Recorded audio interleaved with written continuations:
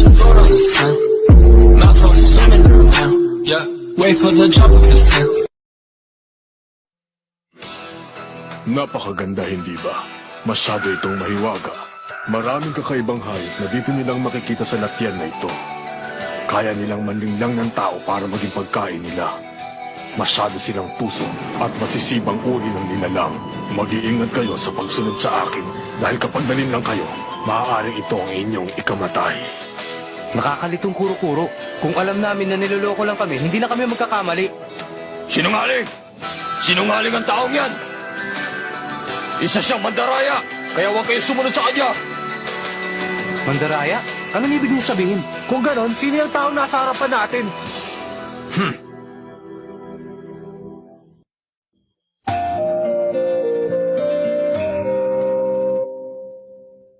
Sinungaling? Sino ba talaga sa kanilang dalawa ang totoo?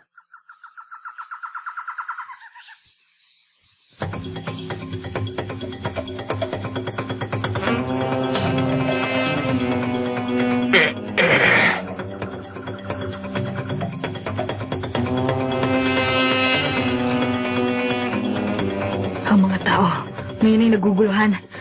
Siguro nahihirapan pa silang mag-isip dahil sa matinding pagod sa pagtakbo. Mister? Sa palagay mo ay mapapatunayan mo ba na ang taong yun ay nagsisinungaling sa sinasabi niya? Tingnan niyo nga to! Ha? Ano yan? Siya ba yung hayop na may marka? Tingnan niyo! Ang kanyang mukha! Kamukha niya yung tagapagbigay ng pagsusulit! Tama ka! Isa siyang unggoy na may mukhang tao na nakatira dito sa latyan. Gagayahin niya ang itsura ng isang tao pagkatapos ay manloloko. Kapag nagpalinlang kayo, ito na inyong katapusan. Sinisiguro kung tatapusin niya kayong lahat at pagkatapos ay kakainin. Ano? Teka, isipin niyong mabuti. Nasa itsura nga niyang ganon, pero... Hindi imposible. Dahil nung nandun pa tayo sa ilalim, ang bilis niya ay hindi kayang gawin ng isang normal na tao.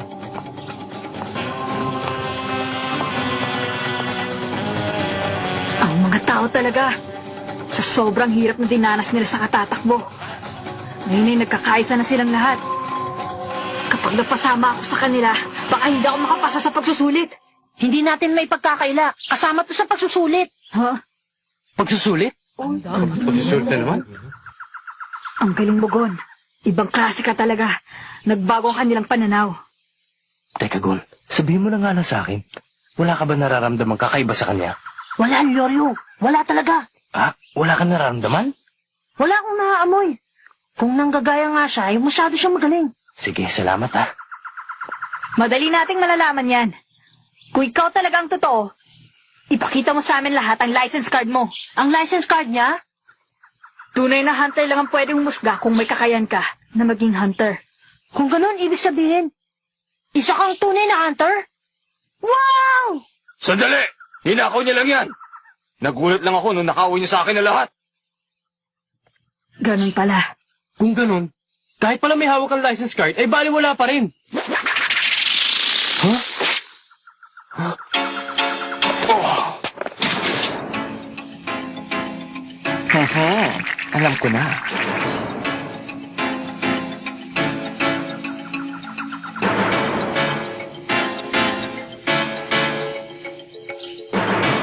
Teka, bakit mo ginawa yun? Di ba mas madali yung ginawa ko kaysa puro dada?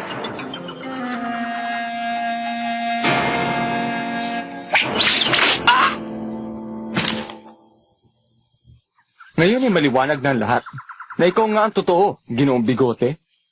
Ang pagiging hunter na aming inaasam-asam ay iyong hindi mapapabagsak sa ganong kahinang atake. Nagpapasalamat ako sa sinabi mo. Kaya lang, sa susunod na pagkakataon, ang kahit na anong karahasan laban sa tagapagbigay ng pagsusulit ay makatatanggap ng kaparusahan. Maliwanag ba? Maliwanag? Ang yabang naman nun. Ha? Ang may kakayahang maging hunter ay hindi basta maloloko ng unggoy na yon kahit kailan. Napansin kong hindi siyang totoo nung sabihin niya yung kanina. Naninakaw yung license card niya. Ako hindi ko napansin. Pero itong si Hisoko ay tinira din ng tagapagbigay ng pagsusulit.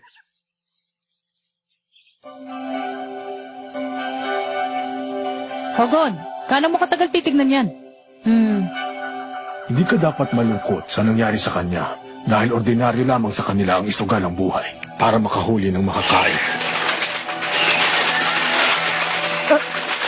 Matira ang matibay. Iyon ang tuntunin dito sa Latyan. Kailangan na natin umalis tungo sa susunod na lugar ng pagsusulit.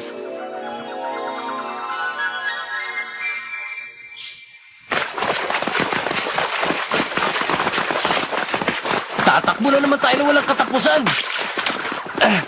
Ano ka ba? Ang putik, nakakabawas ng lakas. Maulap na. Ano kaya? Mauna na tayo sa kanila. Oo, baka magka-problema tayo kapag nawala ang taong ito. Hindi yun ang ibig ko sabihin. Lumayo tayo kay Hisoka. Ha? Iba siya. Hindi niya mapigilan ang sarili niya na gumawa ng masama. Hindi niya sasayangin ang pagkakataon sa ulap na to. Sa pagkakatingin mo sa akin, parang gusto mo itanong kung bakit ko alam. Eh, di sa amoy niya. Sa amoy? Oo, dahil magkauri kaming dalawa. Wala naman sa itsura mong magkapareho kayo ah. Yun ay dahil magaling ako. Parang yung unggoy, pero eksakto ang pagpapanggap ko. Huwag ka maglala, malalaman mo rin yun. Kurapika! Yoryo! Sabi ni Kaluwa, dapat mauna raw tayo! Ano ka ba? Kung kaya ko na, hindi sana kanina pa. Pero kailangan mo talagang gawa ng paraan yun! Ewan ko! Bahala na! Ano ba naman tong taong to? Hindi man lang makalata, oh. Kumakapal na ang ulap. Pagtagal, hindi ko na rin makita ang tao sa harapan. Siguradong delikado kapag naligaw tayo. Pero mas delikado kapag nakasabay natin ang taong yon. Kailangan ko bang bilisan ang pagtakbo? Hindi ko naman pwedeng iwanan ito. Huwag mong hawakan! Ang pulpos niya ay...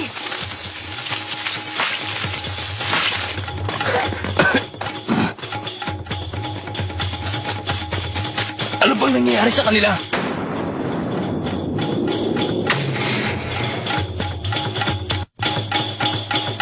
Ha? Tingnan niyo, oh! Ligtas na tayo! Dumating ng tulong! Teka! Sandali lang!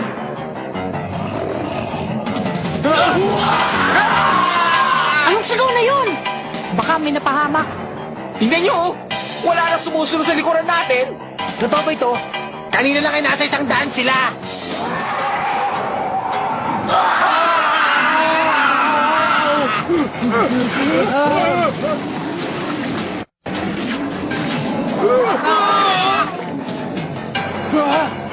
Masama ito. Sa palagay ko karamihan sa mga aplikanteng nahulit kasabay natin ay napahamak na. Ano ba? Ang isipin mo ay kung paano tayo makakalis dito.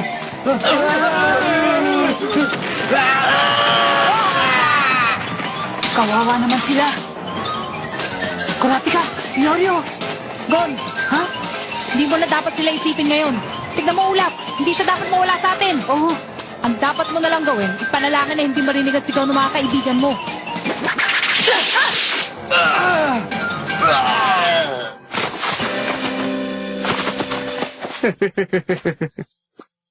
Ano ka ba? Bakit mo ginagawa to?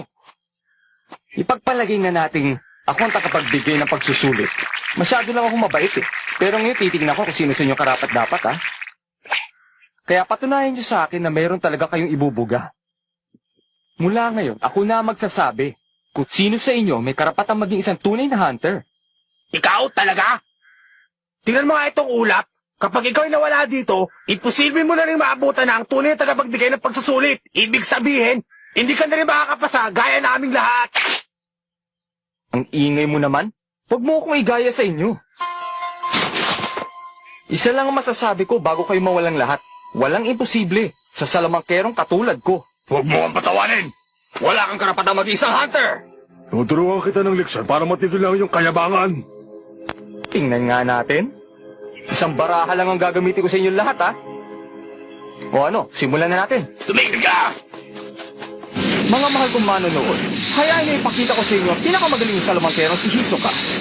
Ang isang kagilagilalas na palabas. Sana magsuhan ninyo.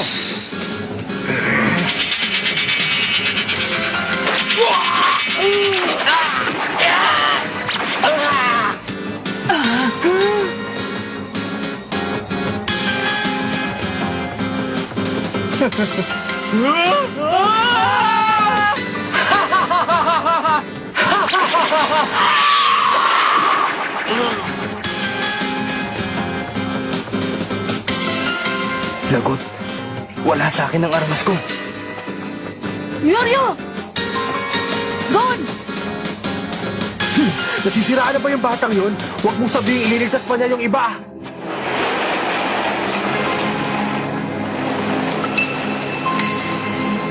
Tama ka. Nasisira na nga siya.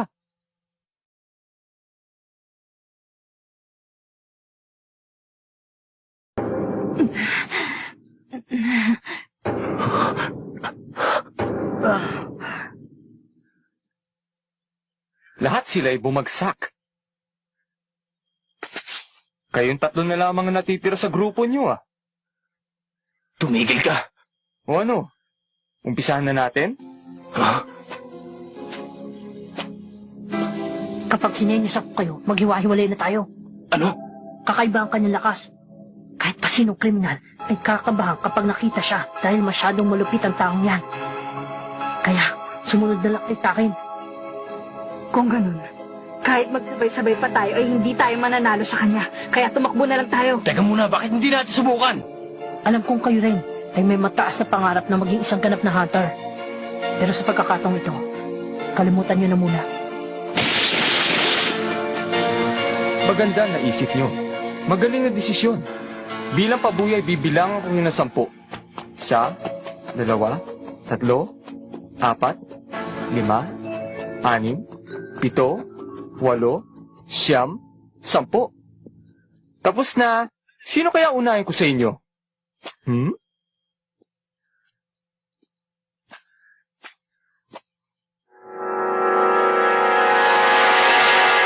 Ikaw? Hindi ko rin naman magagawa eh. Sumusuko ka na ba sa akin? Hindi, kabaliktaran nun. Hindi ako mapapasuko ng kahit sino hanggat hindi ko nasusubukan. Kaya humanda ka na! Yoryo! Isa siyang hangal.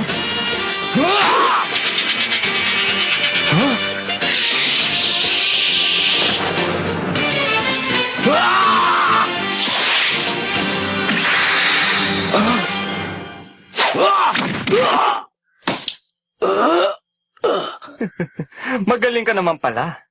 Ang anino ng kamatayan ay namamagitan sa galit at lakas ng loob. Kinakabahan tuloy ako. Kaya lang, ito na ang iyong katapusan. Paalam na.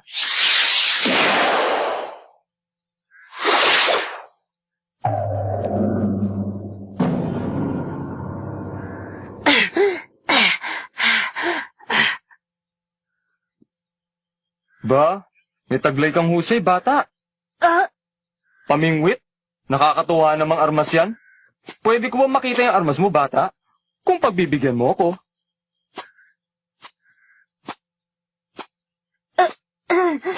Sige na. Tumigil ka na! Akong harapin mo!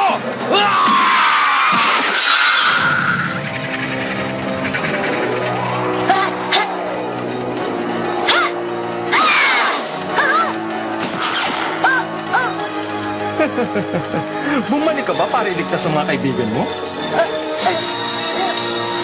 Mabait kang bata.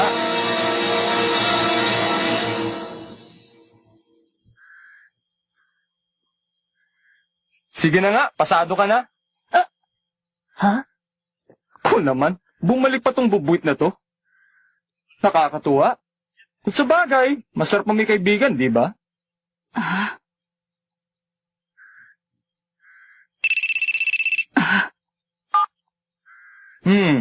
Oh, sige. Parating na ako dyan. Yoryo! Huwag ka mag-alala. Hindi ko tinapos ang buhay niya dahil isa rin siya sa mga nakapasa sa akin. Ano bang ibig mo sabihin? Ibaba mo si Yoryo ngayon din! Ibababa ko lamang siya kung aabutan niyo ako.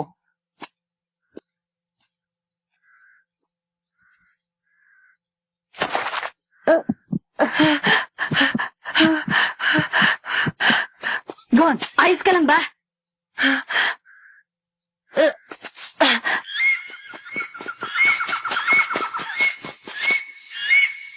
Dito tayo! Sigurado ka bang dito? Oo, ang pabango ni Yoryo, namumukong tangi yun. Parang aso itong si Gon, At saka, Ha? Ang mga patay na hayop, parang itinuturo nila sa atin kung saan ang daan. Siguro, sinugod nila si Hisoka habang tumatakbo. Pero ang pupuntahan ni Hisoka, baka hindi yun ang dapat nating puntahan. Hindi siya tao. Baka ginagawa niya lang ito para mapaglaro niya tayong dalawa. Siguro, pero hindi ko pwedeng pabayaan si Lyoryo. Makikinaan! May sinabi si Hisoka kanina. Kami raw dalaw ni Lyoryo ay nakapasa sa kanya. Alam mo ba kung ano ang ibig sabihin nun, Kurapika? Ipagpalagay na raw natin siya ang tagapagbigay ng pagsusulit. Ibig sabihin, hinuhusgahan niya tayong lahat. Hinuhusgahan? Pero tinitigan niya lang naman ako kanina. Pero tinamaan mo siya bago yun, hindi ba? Oo, tinamaan ko. Pero bakit si Lyoryo? Tinalo niya, hindi ba? Pero ang sabi niya, nakapasa rin daw. Kung gumalaw siya, parang hindi normal na tao. Isa siyang henyo, lalo na sa pakikipaglaban. Kung ikukumpara ang kakayahan natin sa kanya, para lang tayong langgam na titirisin. Oo nga. Ang taong marami ng karanasan sa pakikipaglaban ay madali nang malalaman ang kakayahan mo kapag nagkaharap na kayo. Gaya ng karanasan, kakayahan sa pakikipaglaban at iba pang bagay. Lahat nun ay mayroon na si Hisoka. Siguradong malakas din ang kanyang pangamoy. Sa tingin niya, kapareho na kay ni Lyoryo. Kapareho kami ni Lyoryo? Oo, ang mga tao na may ibang kakayahan. Siguro ayaw niya munang tapusin ngayon.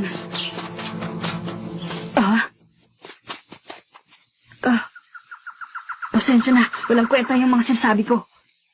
Hindi, si Killua. Narinig ko na rin sa kanya yan. Kaya niyang sabihin kung magkapareho ang tao dahil sa amoy. Gon, hindi kayo magkapareho ni Hisoka. Ang masasabi ko lamang ay, hindi siya karapat dapat maging isang hunter. Bakit kaya? Gon, Si Hisoka, nung lumalapit siya sa akin, pakiramdam ko, takot na takot ako. Pero hindi ko magawang gumalaw. At nung oras na yun, naiisip kong katapusan ko na. Parang nasa bingit na ako ng kamatayan, pero may kahalo yung nararamdaman ko. Para bang hindi ko mapigilan ang kaligayahan sa aking kalooban. Gon?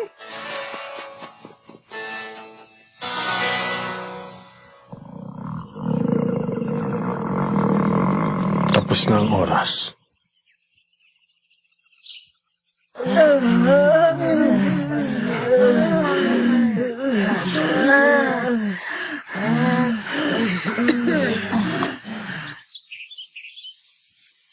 Ayos, wala na sila. Noong huli ko siyang makita, bumalik siya doon sa loob ng gubat. Binalikan niya ang kanyang mga kaibigan at sinayang ang pagkakataon. Ha? Si Gon. Tapos na. Magaling ang pinakita ninyong lahat. Ito ang Buisca National Park. Dito ninyo gagawin ang pangalawang pagsusulit. Balagay ko, umabot naman tayo sa oras. Nasa kaya si Lyoryo at Hisoka. Ha? Lyoryo!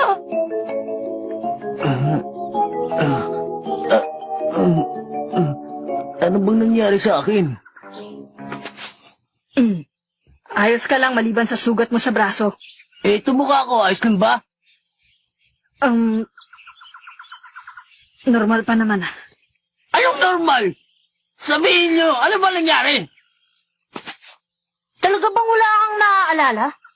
Ano ba naman akala niyo sa akin? Siyempre, nanggaling tayo lahat dun sa lahat yan. At pagkatapos na Mas mabuti pang wag na lang natin sabihin sa kanya.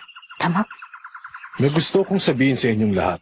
Binabati ko kayo at nakarating kayo dito. Ito na ang katapusan ng unang pagsusulit. Lahat kayo'y nakapasa. Inaasahan kong makakayanan nyo rin ang mga pagsubok na naghihintay sa inyo. Nakakatuwa naman! Umabot ka. Aba, Killua! Ano bang klase na salamangan kang ginamit mo? Akala ko, hindi ka na makakarating sa lugar na ito, oh. Ano? Sunundan mo ang pabango ni Lyoryo? Oo! Kung sa bagay, nakikita ko namang kakaiba ka sa lahat eh. Dahil, nilahi kang aso. Hindi ko lang alam. 148 nakapasa sa unang pagsusulit. Mas marami yon sa aking inaasahan. Kahit pinagsisihan ko ang pagpunta dito. Sila Mench at Buhura pala naghihintay sa kanila. Siguradong 50 lang ang makakapasa. At sa tingin ko ay 10 lang ang matitira sa lahat ng mga aplikante. Aalis na ba ako o panonoorin ko muna sila?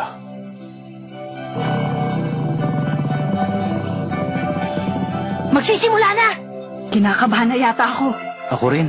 Hindi natin alam kung ano nasa loob niyan eh. Baka pagbukas yan, bigla na lang may umatake sa atin.